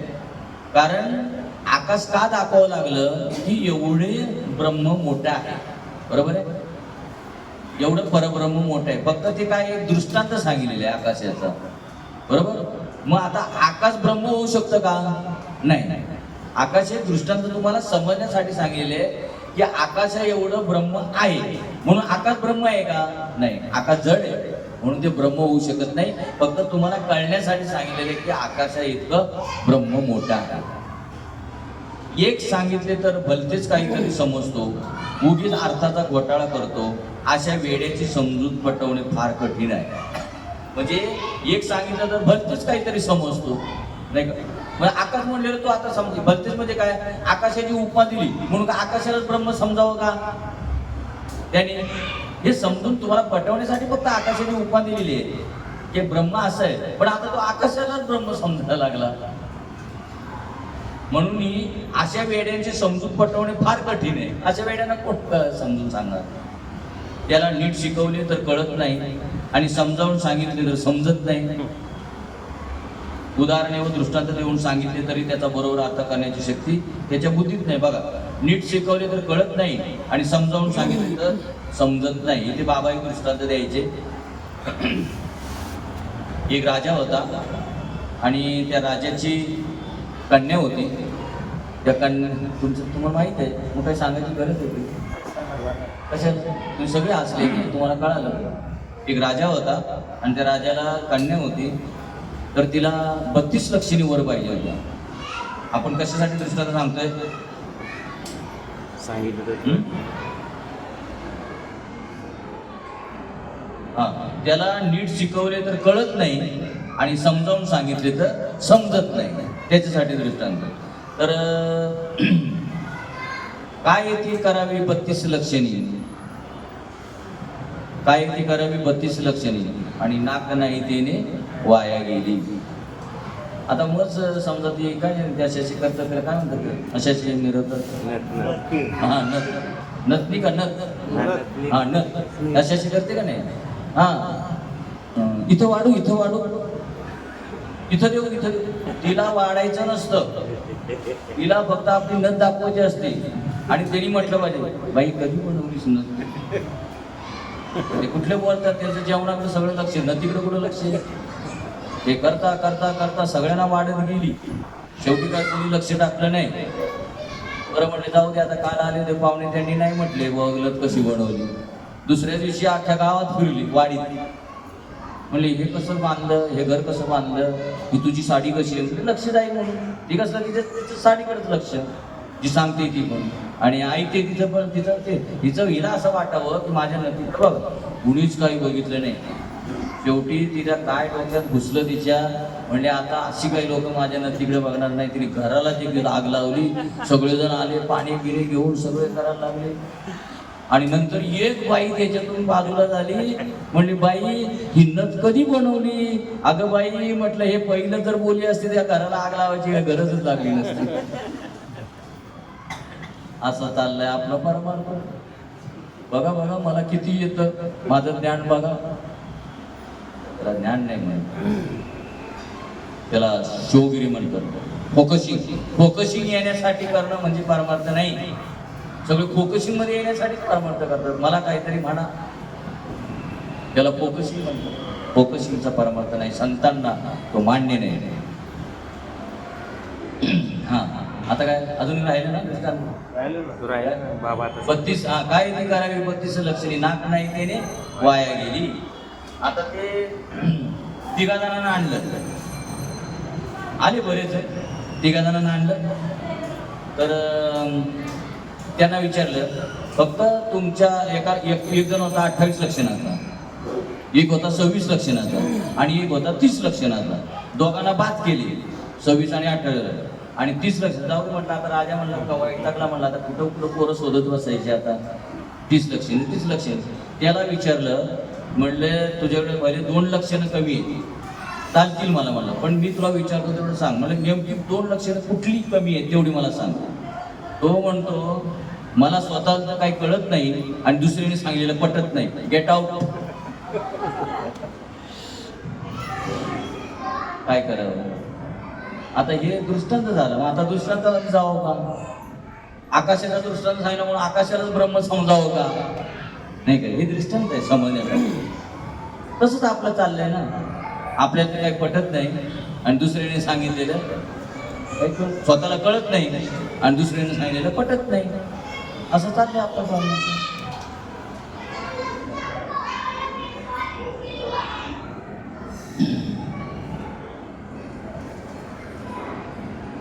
श्री समर्थांना येथे असे सांगायचे आहे की विश्वनिर्माण कथा हा अतिंद्रिय विषय आहे. बघा बरं का, एका एका शब्दाचा विचार करा. श्री समर्थांना येथे असे सांगायचे आहे की विश्वनिर्माण कथा हा अतिंद्रिय विषय आहे, म्हणजे इंद्रियांच्या पलीकडचा विषय आहे. त्यातील कल्पना अत्यंत सूक्ष्म आहेत, त्यांचा थोडासा अंदाज यावा यासाठी दृष्टांताने बोलावे लागते. तरी त्यांचा अर्थ करताना दृश्याचा अर्थ करण्याची रित्य ते वापरू नये, केवळ संकेताने अर्थ ध्यानात आणावा. बघा, आता मगाशीच आपण दृष्टांताने बोललो, दृष्टांतात वारीच लोक हे समजतात म्हणून ते परब्रह्म कळत नाही. श्री समर्थांनी येथे असे सांगायचे आहे की विश्वनिर्माण कथा हा अतिंद्रिय विषय आहे. त्यातील कल्पना अत्यंत सूक्ष्म आहेत, त्यांचा थोडासा अंदाज यावा यासाठी दृष्टांताने बोलावे लागते. कारण का माहिती, त्या कल्पना जरी असल्या तरी त्या सूक्ष्म असतात, म्हणून त्या कळाव्या, म्हणून त्यासाठी दृष्टांत बोलावा लागतो. तरी त्यांचा अर्थ करताना दृश्याचा अर्थ करण्याची रीत ते वापरू नये. त्याचा अर्थ करताना आपल्याला सांगायचंय त्यांना इंद्रियांच्या पलीकडचं आहे, पण तुम्ही इंद्रियांना धरून जर करत असाल त्या दृश्याचा अर्थ करण्याची म्हणजे दृश्य समजून जर ते वापर करत असाल तर ती रीत बरोबर नाही. केवळ संकेताने अर्थ ध्यानात आणावा, दृश्याने अर्थ तुमच्या लक्षात येणार नाही, कारण इंद्रियांच्या पलीकडचं आहे. आणि तुम्ही इंद्रियाने धरून जर त्याचा अर्थ काढत असाल तर मात्र तो अर्थ बरोबर लागणार नाही. तर केवळ संकेताने अर्थ ध्यानात आणावा, संकेताने अर्थ ध्यानात आणावा. असो, 5 भूतांमध्ये एकापेक्षा एक थोर आई विचार मांडला. याच अनुक्रमाने पंचभूताहून वरिष्ठ व स्वतंत्र कोण आहे असा प्रश्न येतो. जेथे मूळ मायाच 5 भूतांनी भरलेली आहे तेथे या प्रश्नाचा विचारच थांबतो. मूळ मायाच्या पलीकडे फक्त निर्गुण ब्रह्म तेवढे आहे. मूळ मायाच्या पलीकडे काय? केवळ आणि परब्रह्म आहे. 5 भूते आपल्या स्थूल दृष्टीला जड व दृश्य भासतात, पण सूक्ष्म दृष्टीने पाहिले तर ते जाणीवेची रूपे आहे असे कळते. जाणीव म्हणजे शक्ती, अर्थात या दृश्य विश्वामध्ये जिकडे तिकडे शक्तीचा संचार आहे, तिचा व्यवहार आहे. 5 भूते, 3 गुण आणि सगळे दृश्य पदार्थ शक्तीच्या हालचालीने होणाऱ्या घटना असतात. ही दृष्टी संपादन करून साधकाने जगताचा विचार करावा. यासाठी श्री समर्थांनी हा विषय सविस्तरपणे उकरून सांगितला आहे. परब्रह्मामध्ये मूळ माया निर्माण झाली, हे अवाढव्य विश्व बनवण्याचा खेळ ती खेळते. या तिचे लीलेचे सूक्ष्म निरीक्षण केले आणि खोल परीक्षण केले तर असे आढळते की ती निव्वळ 5 भूते आणि 3 गुण यांची मूस आहे. मूस मध्ये कळतं तुम्हाला? मूस म्हणजे काय? सगळे दागिने आहेत, मंगळसूत्र आहे, त्याच्या वाट्या आहेत, त्याचं काय अंगठे आहेत किंवा काय, सगळे हे सगळे दागिने ते काय करायचे, ते एका याच्यात टाकायचे आणि त्याचं एकत्रीकरण करायचं, एक बनवायचं. त्याला मूस म्हणतात. मुशीमध्ये म्हणजे समजा तिथं अग्नीचा प्रकार दिलेला असतो बघा, त्या तिथं जाऊन थोडीच बघतात की जिथं बनवतात किंवा तिथे नाही का, पण असं त्याला मूस म्हणतात की सगळे दागिने जे वेगवेगळे आहेत ना ते सगळे एकत्र करायचे. म्हणून बघा, तुम्हाला ज्या टायमाला तुम्ही एखादं मंगळसूत्र देता आणि दुसरं आता नवीन बनवायचं तेव्हा ते जुनं त्याला देता, तर तो पहिला काय करतो, वजन करायचं काय करतो,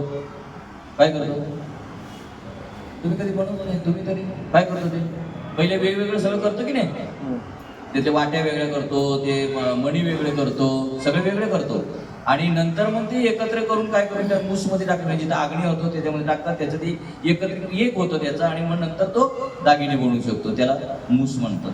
बघा कशासाठी हा दृष्टांत सांगितला, त्याची मूस म्हणजे परब्रह्मामध्ये मूळ माया निर्माण झाली, अवाढव्य विश्व बनवण्याचा खेळ ती खेळते. या तिच्या लीलेचे सूक्ष्म निरीक्षण केले आणि खोल परीक्षण केले तर असे आढळते की ती निव्वळ 5 भूते आणि 3 गुण यांची मूस आहे. म्हणजे कोण? ती मूळ माया आहे. ती मूळ माया कशी आहे? निव्वळ 5 भूते आणि 3 गुण यांची मूस आहे. मग त्याच्यातून ते नंतर वेगवेगळे निघणार. 5पैकी 4 भूते म्हणजे पृथ्वी, आप, तेज आणि वायू यांना विकार आहे. बघा, 5पैकी 4 भूते म्हणजे पृथ्वी, आप, तेज आणि वायू यांना विकार आहे. यांच्यामध्ये बदल घडतो. आकाश मात्र निर्विकार आहे. आकाशामध्ये कधी बदल घडत नाही, म्हणून 5 भूतापैकी ते वेगळं गेले. आकाश मात्र निर्विकार आहे, म्हणजे आकाशाला आकार नाही, आकाशाला उपाधी आहे, मर्यादा आहे, म्हणून ते भूतामध्ये गणले जातात. पण आकाश मग पंचभूतामध्ये, हे बघा त्यांनी काय ऐका, नीट ऐका, 5पैकी 4 भूते म्हणजे पृथ्वी, आप, तेज आणि वायू यांना विकार आहे. यांना विकार आहे, तिथं आकाशाला पकडलेलं नाही.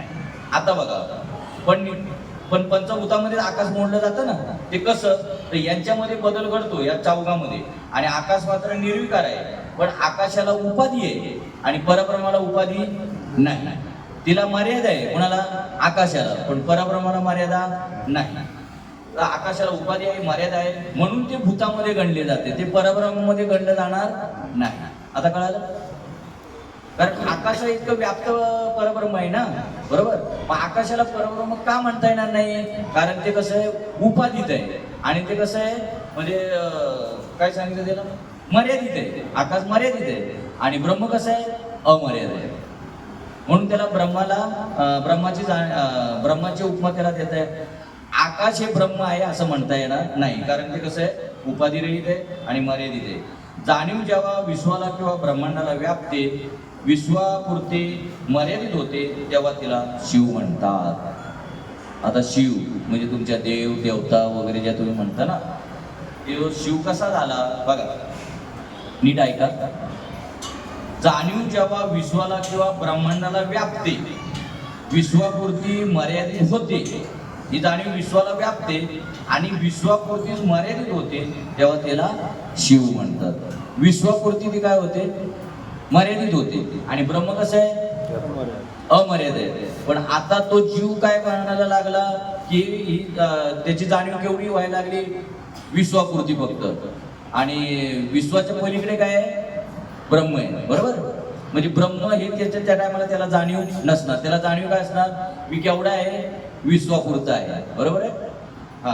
आणि त्याला शिव म्हटले, म्हणजे जे तुम्ही देव देवता वगैरे जे म्हणतात. पण त्या देव देवता कशातून निर्माण झालेले आहेत, परब्रह्मातून, त्याच्यातून निर्माण झालेले आहेत. देव देवता वगैरे जे तुम्ही म्हणता ते बघा बघा, म्हणजे त्याला काय आलं, मर्यादा आली. कुणाला, ज्याला तुम्ही देव देवता वगैरे म्हणतात त्याला मर्यादा आली, आणि जे ब्रह्मांड आपलं जे परब्रह्म आहे त्याला मर्यादा नाही. बरोबर. जीव शिव दोन्ही रूप झाली मूळची. हा? जीव शिव जीव मूळची जंचले दैशे दैशे. हा? नाही, मुळीच संचिले दैशे दैशे. हा? जीव शिव दोन्ही एक रूप झाले, मुळीचे संचिले जैसे दैशे. म्हणजे नाथ महाराजांचंच ते प्रमाण आहे. हे जीवशिव ते वेगळे, जीवशिव दोन्ही आरोग्य पेरणारे शिव सिंधू आपण येणारी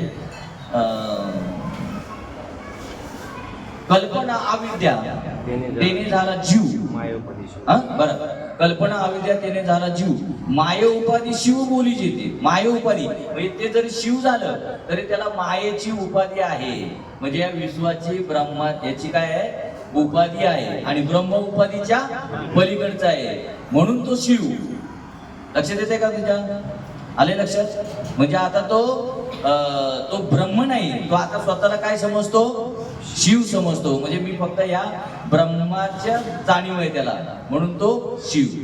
आणि जीव कधी फक्त त्याला आपल्या प्रकृतीपुरता किंवा आपल्या आजूबाजूच्या जाणीवपुरता त्याला जाणीव झालेले, मी अमुक आहे, मी तमुक आहे, असं जे वाटतं तो जीव.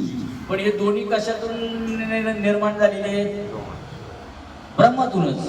पण आता वेगळे का वाटायला लागले, कारण त्यांची जाणीव वेगवेगळी झाली. जीव म्हणायला लागला की मी देहापुरताच आहे, आणि शिव म्हणायला लागला की मी ह्या विश्वापुरता आहे, आणि त्याच्या पलीकडचा ब्रह्म आहे. मग ह्या दोन्ही दोघंही ओलांडून गेले पाहिजे, तेव्हा ते ब्रह्माला जाऊन मिळतील. म्हणजे शिव सुद्धा इथं, जीव सुद्धा आता ब्रह्म नाहीये आणि शिव सुद्धा आता ब्रह्म नाहीये. दोघांची जाणीव ज्या टायमाला संपून जाईल तेव्हा तो ब्रह्म होईल. म्हणजे आता जे आपले समजा देव ज्यांना समजतो, गुरु बाबा समजतो, जे काही आपण जे गुरु समजतो, बाबा समजतो, ज्यांना देव देवता वगैरे, ह्या कशामध्ये मोडल्या जातात, शिव मध्ये मोडल्या जातात, की मी आता एवढा आहे. पण एवढंच, जीवाला बंधन बाधतं, पण शिवाला बंधन बाधत नाही. म्हणून आपल्या गुरु बाबाला बंधन नाही, जीवाला बंधन आहे. तरी ते समजा ते विश्व एवढे समजत असतील, समजतात फक्त विश्व एवढे, पण ते त्यांची जाणीव केवढी आहे, ब्रह्मा एवढी, मी ब्रह्मच आहे. आलं लक्षात, येतं ना लक्षात तुमच्या. कल्पना अविद्या तेने झाला जीव. आता बघा याचा आपण कोड करूया. कल्पना अविद्या तेने झाला जीव. कल्पना केली, काय कल्पना केली, मी देहापुरताच आहे, देहा एवढाच आहे. बरोबर आहे. कल्पना अविद्या तेने झाला जीव. होता कोण मुळात, ब्रह्मच होता. ब्रह्मच जीव झाला, ब्रह्मच शिव झाला. म्हणून हळूहळू जीव म्हणजे समजा अज्ञान आणि शिव म्हणजे ज्ञान. मग म्हणून दोघांच्या पलीकडे जायचंय. मग काय झालं ना, जीवा ज्ञानाच्या पलीकडे जायचं आणि अज्ञानाच्या पलीकडे जायचं. मग आता जीव म्हणजे मी आता देहा इतकाच आहे, 3.5 आता तो जीव. कल्पना अविद्या, या कल्पना केली, काय कल्पना केली त्यांनी, मी केवढा आहे. त्या ब्रह्माने कल्पना केली काय, मी केवढा आहे, मी देहा एवढा आहे. म्हणजे तो झाला जीव, ब्रह्मजीव झाला. आता शिव कल्पना विद्या त्याने झाला शिव, आणि माय उपाधी शिव बोली जेते. शिव जे आहे, जे समजा देव देवता जे म्हणे, त्यांना कोणाची उपाधी आहे? त्या मायेची उपाधी आहे. म्हणजे मी विश्वा इतकाच आहे. आलं लक्षात? तो कोण झाला? शिव. म्हणून कल्पना विद्या त्याने झाला जीव आणि माया उपाधी शिव बोली.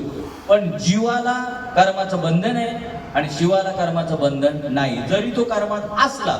आता आपले बाबा, गुरु बाबा वगैरे देव देवता जे मोठमोठे आपण समजतो ते कर्मात आहेत की नाही, पण त्यांना कर्माचं बंधन नाही. कारण त्यांना माहित आहे, त्यांनी ठरवलेलं आहे, मी जरी शिव रूपाला जरी आलेलो असलो, मायेमध्ये जरी वागत असलो, तरी मला त्याची बाधा नाही, मी ब्रह्मच आहे अशी त्यांना जाणीव झालेली आहे. आणि जीवाला काय वाटतं, मी एवढाच आहे.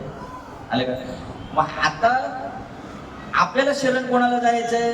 शिवाला. का तर शिव जरी समजा कल्प ह्याच्यामध्ये असला, जरी या उपाधीत असला, पण त्यांनी समजलेलं आहे की मी कसं आहे? ब्रह्म. मग आपण ज्या टायमाला शिवाला शरण जातो, त्या टायमाला शिव मग काय सांगतो की बाबा रे, आपण एवढे नाही तर आपण केवढे? आपण आकाश एवढे, म्हणजे ब्रह्म एवढे आपण. मग त्या ज्याने ब्रह्म जाणलेलं त्याला शरण जावं का ज्याने जाणलेलं नाही त्याला शरण जावं? म्हणून गुरु बाबा आपले काय झालेले शरण, त्यांना शरण का जायचंय? कारण त्यांनी जाणलेलं आहे मी ब्रह्म आहे. मी जरी या उपाधीत असलो तरी मी ब्रह्म आहे. उपाधीत का आले? तुमच्या आमच्यासाठी आले. नाही तर उपाधी द्यायची त्यांना काय गरज आहे? काहीच गरज नाही. त्यांनी उपाधी लावून घेतली आणि आपण लावली. काय त्यांनी लावून घेतले फक्त, कारण उपाधी झाल्याशिवाय तुमच्यावरती अनुग्रह करूच शकत नाहीत ते, नाही का? 3 सत्ता सांगितले, पारमार्थिक सत्ता, व्यावहारिक सत्ता आणि एक कशामध्ये अडकले ते? प्रतिभाषिक सत्ता. 3 सत्ता आहेत. प्रतिभाषिक सत्ता म्हणजे आता तुका म्हणे नेत्री केली वळखण, तटस्थ हे ध्यान विटेवरी. तटस्थ आहेत ते. आता त्याला म्हणलेलं प्रतिभाषिक सत्ता. देवाला विचारलं नामदेव महाराजांनी, आता विषय जरा थोडा वाढत आहे पण कळलं पण पाहिजे. देवाला नामदेव महाराजांनी, तू मला कशाला गुरुकडे जायला सांगतो? तू आता देव ज्याला प्राप्त करायचा आहे, तू तर मला प्राप्त आहेस. तेव्हा सांग येड्या, मी आता प्रतिभाषिक सत्तेमध्ये आणि तू व्यावहारिक सत्तेमध्ये, तर तुला व्यवहारातलाच गुरु तुला ते ज्ञान देणार आहे. मी प्रतिभाषिक, तू का म्हणे नेत्री केलीवर तटस्थ हे ध्यान विटेवर. मी आता तटस्थ आहे, मी तुला आता काहीच करू. त्याला प्रतिभाषिक सत्ता म्हणतात. स्वप्नवत किंवा त्याला प्रतिभाषिक सत्ता म्हणतात. तुला व्यवहारातलाच गुरु, म्हणून हे व्यवहारात आले.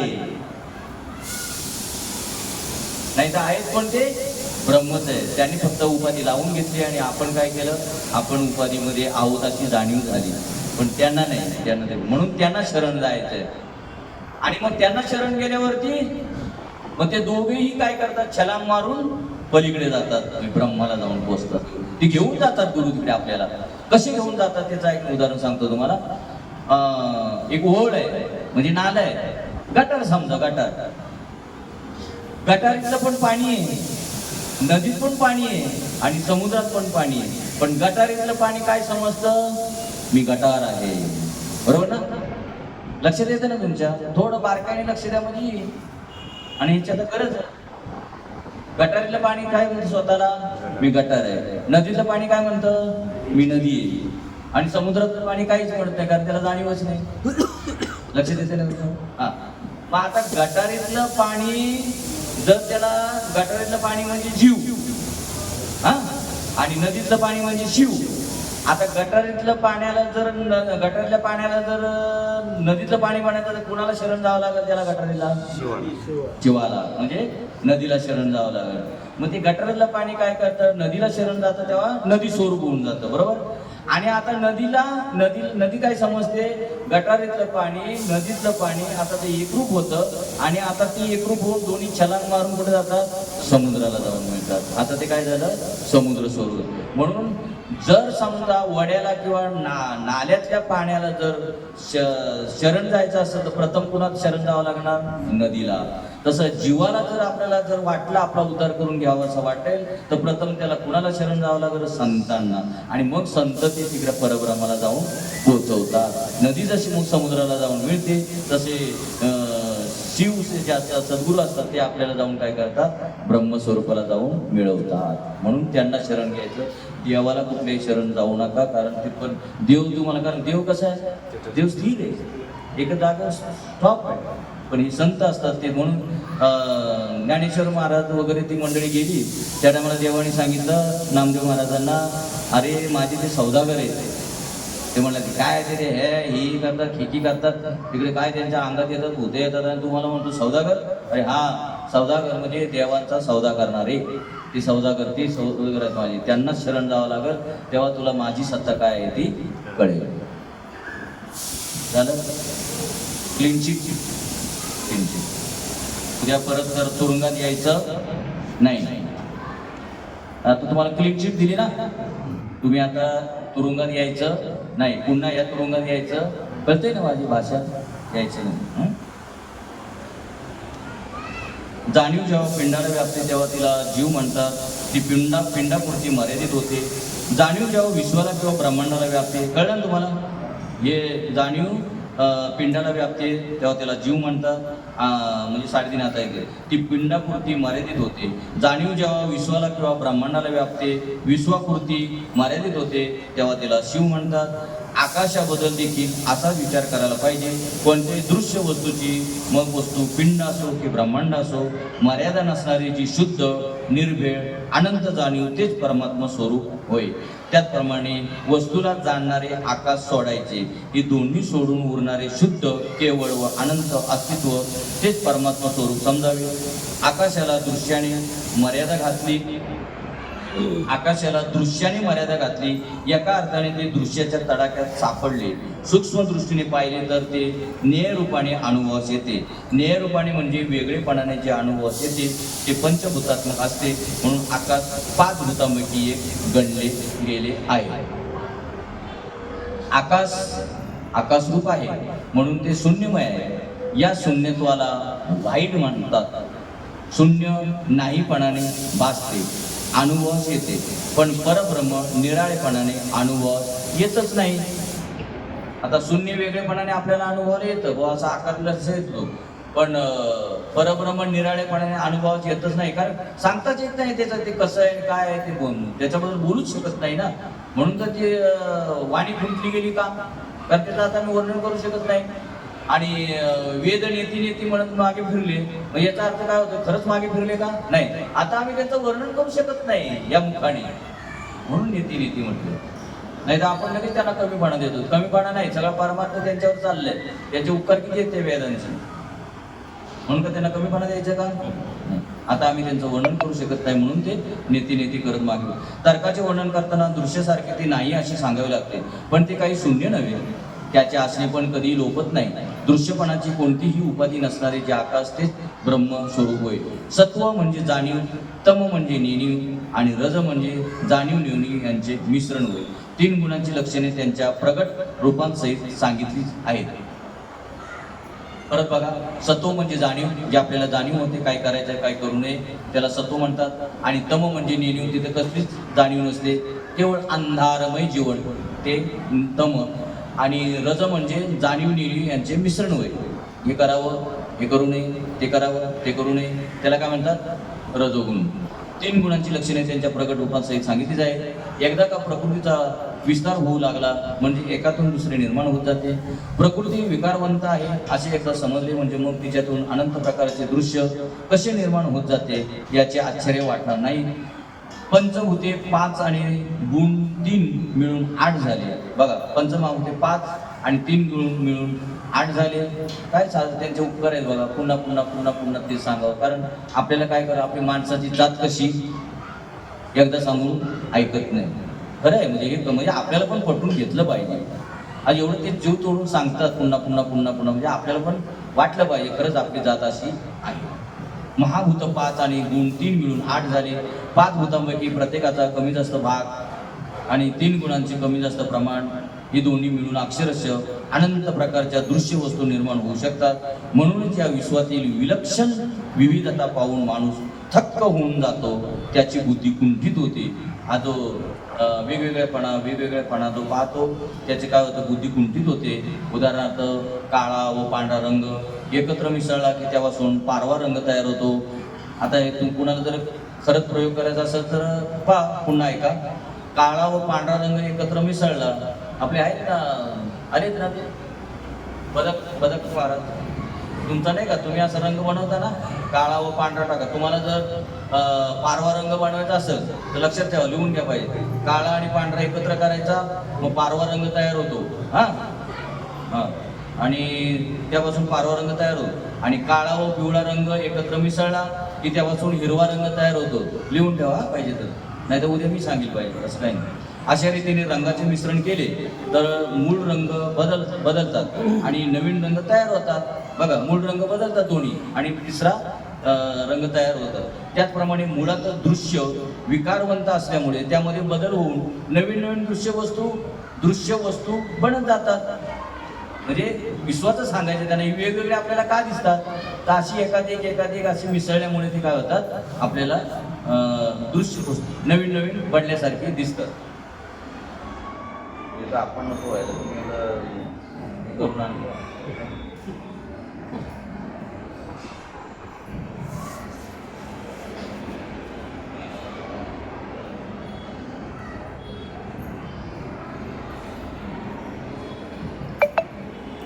तुम्हाला पण राहायचं असतं का, मला सांगत जाऊ, आपण अर्ध्या पाऊण तासाने थोडं थांबत जाऊ, चरण लागत असतं. नाही ती बाटली लांब होती, म्हणलं घ्या जवळ बंद द्या.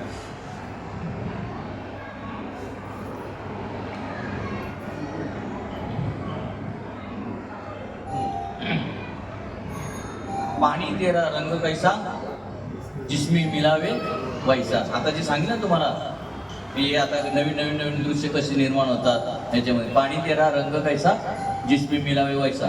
पाण्याचा रंग एकच असतो, पण त्याच्यामध्ये जर वेगवेगळे रंग टाकले, पाणीच कसं वेगळं. तसं हे जग जे आहे ते कसं दिसतं, त्याच्यामध्ये त्या जगामध्ये वेगवेगळी दृश्य का दिसतात. पाणी तेरा रंग कैसा जिसमें मिलावे वैसा. तुमची जशी दृष्टी असेल तसं जग दिसतं. मुळात पाणी एकच असते, परंतु त्यावर तरंग उमटू लागतात. मुळात पाणी एकच असते, परंतु त्यावर तरंग उमटू लागतात. तरंगाच्या मध्ये इतक्या जलद गतीने बदल घडतो की त्यांची गणती करणे अशक्य असते. तरंग म्हणजे ज्या लाटा उसल्या त्या आपण मोजू शकतो का, लाटा किती प्रयत्न केले नाही, कारण एक केली लगेच क्षणात येते. तसं मुळात पाणी एकच असते, परंतु त्यावर तरंग उमटू लागतात. तरंगाच्या मध्ये इतक्या जलद गतीने बदल घडतो की त्यांची गणती करणे अशक्य असते. 5 भूतांपैकी पाणी एक भूत आहे. भूत म्हणजे तुम्ही ते भूत समजू नका, हे काही भूत समजतील म्हणतील. आता इथं भूत ऐकले, रात्री स्वप्नात यायचं, ते भूत नाही. 5 भूतांपैकी पाणी एक भूत आहे, त्याचे एकट्याचे इतके असंख्य फेरबदल घडताना दिसतात. मग 5 भूतांचा पसारा तेवढा अपार असेल याची कल्पना करावी. 84 लक्ष योनीतील जीव प्राणी त्या अफाट पसाऱ्याचाच एक भाग आहे. जगात कितीतरी प्रकारचे प्राणी दिसतात, पण पाणी हेच त्यांच्या देहाचे मूळ आहे. सगळी माणसे, किड्या, मुंगी इत्यादी जीव आणि स्वापदादी जनावरे सगळी पाण्यापासून निर्माण होतात. रक्त आणि वीर्य मुळात पाणीच असतात. बघा त्यांनी कसं पटवून दिलं ते, की जगात कितीतरी प्रकारचे प्राणी दिसतात, पण पाणी हेच त्याच्या देहाचे मूळ आहे. मग इथं त्यांनी पटवून दिलं, पाणीच हे देहाचं मूळ कसं, तर रक्त आणि वीर्य मुळात पाणीच असतात. त्याच्यापासून आपण आपली बनतो ना, आपण त्या पाण्यापासून आपले शरीर बनते. नखे, दात व सगळी हाडे पाण्यापासूनच तयार होतात. झाडाच्या मुळांना अगदी बारीक तंतुमय शाखा असतात, त्यांच्यातून पाणी शोषले जाते व ते सगळे झाडात भरते. त्या पाण्याने सगळ्या वृक्षाचा विस्तार वाढतो. पाण्यामुळे आंब्याच्या झाडाला मोहर येतो, झाडांना फळांचा व फुलांचा बहर येतो. तो सगळा पाण्याचा परिणाम होय. आंब्याच्या झाडाला आंबे लागतात, म्हणून आंब्याच्या झाडाचा बुंदा फोडला आणि त्यामध्ये आंबे पाहण्याचा प्रयत्न केला तर ते आंबे आढळणार नाही. तसे आंब्याच्या फांद्या फोडून त्यांच्यामध्ये आंबे पाहण्याचा प्रयत्न केला तर नुसत्या वल्या साली आढळतात. अशा रीतीने मुळापासून झाडाच्या शेंड्यापर्यंत पाहिले तरी त्यांच्यामध्ये फळ दिसणार नाही. यावरून झाडाला लागणारी फळ जळरूप असते असे चतुर माणसाने विवेकपूर्वक ठरवावे. जळरूप म्हणजे पाणीरूप. झाडाच्या मुळ्यांनी शोषलेले पाणी जेव्हा झाडाच्या शेंड्यापर्यंत पोचते तेव्हा सगळे झाडे फळा फुलांनी लगडून जाते. आता हे पाणी न घालता समजा त्या झाडाच्या मुळापासून वरपर्यंत पाहिलं तर तिथं फळं फुलं निघतील का, सोलून बिलून काढलं तर नाही. पण ज्या वेळेला पाणी घालणार तेव्हा त्या पाण्याचा परिणाम म्हणून त्याच्यापासून ते खाली मुळापासून ते शेंड्यापर्यंत तुम्हाला काय फळं फुलं काही जे असेल ते तुम्हाला दिसतं. एकातून दुसरी कसे निर्माण होते याचेही उत्तम उदाहरण, हे उदाहरण सांगितलं त्यांनी. असं जग झालं. तसं मुळामध्ये पाणी घातलं की त्या मुळाच्या पाण्यापासून जशी फुलं फळं वगैरे जशी झाडाला जशी तयार झाली, तसं एकातून दुसरे कसे निर्माण होते याचे एक उत्तम उदाहरण आहे. तसंच हे जग एकातून कसं निर्माण झालं ते त्यांना सांगायचंय. एकाच पाण्यापासून पाणी फळे व फुले असे निरनिराळे बदल घडून येतात. हे भेद इतके असतात की ते सगळे सांगणे अशक्य आहे. सूक्ष्म बुद्धीने विचार केला तर या गोष्टी स्पष्टपणे आकलन होऊ लागतात. पाकदूतामध्ये क्षणाक्षणाला सारखा बदल होतो. हे बदल सगळे सांगणे शक्य नाही. एका पदार्थामध्ये बदल होऊन त्यांच्यातून दुसरा पदार्थ निर्माण होतो. पदार्थांच्या रंगामध्ये नाना तऱ्हेचे बदल घडतात. हे सर्व वर्णन करणे शक्य नाही. 3 गुण आणि 5 भूते यांच्या परस्पर मिश्रणाचा आवाडावरी काटाटोप समजून घेणे म्हणजे मोठीच खटपट आहे. नाना प्रकारच्या वस्तू, त्यांची नाना प्रकारची रूपे, त्यामध्ये घडणारे नाना प्रकारचे बदल, या सर्वांचे निरीक्षण व परीक्षण करावयाचे म्हणजे किती कठीण काम आहे याची कल्पना करावी. अशा ह्या गुणमायाचे म्हणजे गुणमय प्रकृतीचे निरसन करावे, पण ते अत्यंत विवेकाने आणि सावकाश करावे. मग परमात्मा स्वरूप परमेश्वराच्या अगदी अनन्य व्हावे. कसं व्हावे? अनन्य. अनन्य म्हणजे काय? अन्य नाही आता तिथे, एकच अनन्य. हा अर्थ लक्षात आला म्हणजे आपल्याला अनन्याचा अर्थ कळेल. एकच एक आत्मस्वरूप. तिथं आता मिश्रण नाही किंवा आपण म्हणतो कॉकटेल नाही, तिथे एकच. आणि त्याच्याशी तदाकार होऊन त्याची भक्ती करावी.